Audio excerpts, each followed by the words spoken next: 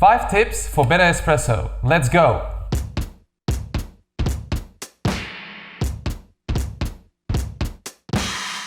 Hello friends, it's Goran from the TMBean channel. If this is your first time seeing my face and you'd like to become a better home barista, start now by subscribing to our channel. Also, while you're there, press the bell button so you get notified every time we go live or post another caffeinated video. In today's episode, we're gonna talk about 5 tips to make better espresso. So let's get into it. Number 1, preheat your espresso machine. Don't be impatient just like I was when I first started making espresso at home.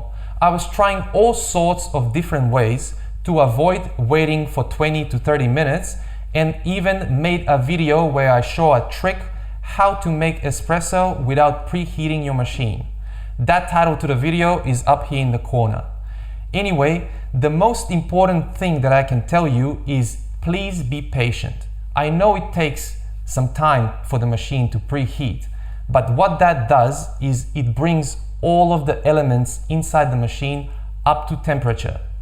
Imagine you're baking bread, but you're not preheating the oven. Well, it's the same fucking thing with the espresso machine as well. So that's why you really need to make sure you're preheating your espresso machine. Now you're probably wondering, how can I tell when my espresso machine is up to temperature? If you don't have a PID, then I'd recommend leaving your machine for at least 20 to 30 minutes before you start using it. If you have a PID, like I do, it's very simple. All you need to do is turn your machine on and watch at the PID screen. As soon it reaches the appropriate brewing temperature and it stops fluctuating, you're ready to go. Now that also takes around 20 to 30 minutes, but at least it's much easier when you have a screen to look at. Number 2, grind per demand. This is also very important. Everyone wants to use freshly roasted coffee, but freshly ground coffee is just as important. When ground coffee is exposed to oxygen, it reacts and it becomes more stale. So the best way to avoid your coffee becoming stale is to grind per demand. If possible, I would highly recommend single dosing, meaning not filling up your hopper with a full bag of beans. But if not, it's not the end of the world. You can simply grind per demand.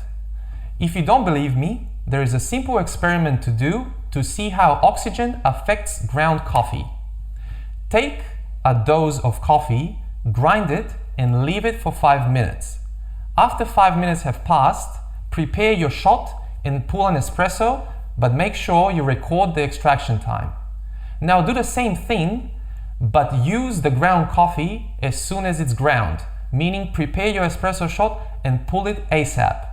Record the second extraction time and compare it to the first one. Most of the time, the first extraction time with the coffee that was left out for 5 minutes will be much faster than the second extraction time.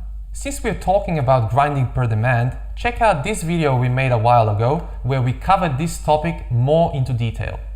Number 3, measure everything. I treat making coffee the same way as if I was cooking something in my kitchen. That means I'm using scales and I'm using a timer. I would highly recommend getting a coffee scale that can measure up to 1/10 of a gram accuracy. Also, I would highly recommend getting a timer as well and timing every shot of espresso you make.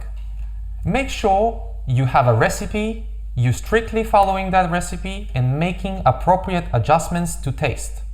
Also, I would highly recommend measuring your coffee beans before and after grinding them. That way you take into account grinder retention.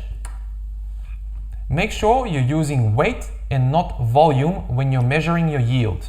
If you have a shot glass that has those marks where it says 30 milliliter, 40 milliliter, throw it in the bin and don't waste your money on that bullshit. Number 4, clean your equipment.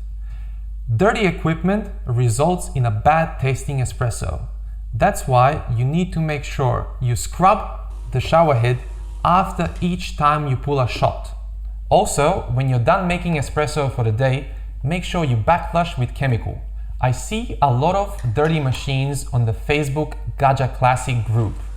So if your machine is not working properly or your coffee tastes bad, just make sure you're backflushing every day.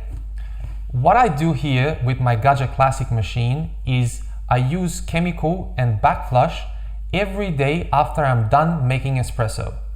That way my machine is always clean and my espresso always tastes delicious. Also, don't forget to descale your machine at least once a month, depending on how often you use it. Most people would leave it there when it comes to cleaning your machine, but I will take one step further.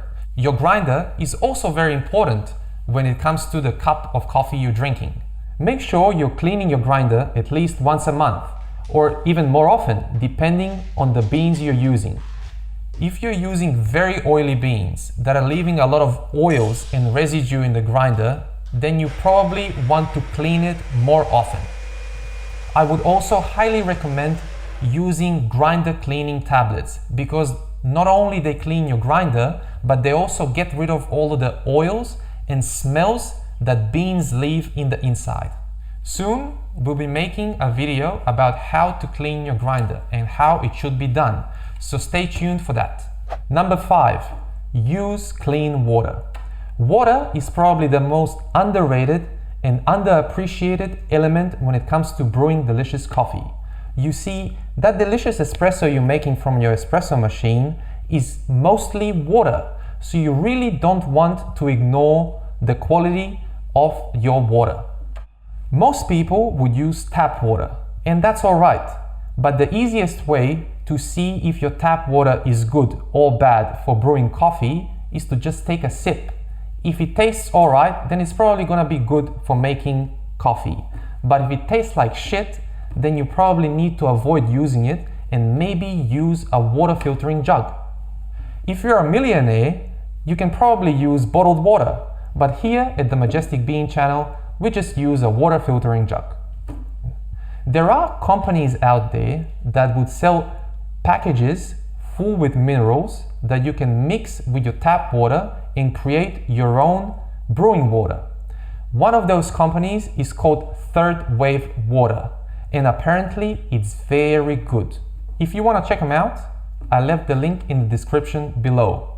And also I have a disclaimer, we haven't tried their product yet. That's about it for today, guys. I hope these 5 tips really help you make better espresso at home. If you have anything to add, leave a comment below and let us know what you think. If you found this video useful and you learned something new, make sure you subscribe to our channel and press the like button. If you'd like to buy us a coffee, you can do that by pressing the PayPal link in the description below. Also, check us out on social media at TMBean channel on Instagram and Facebook.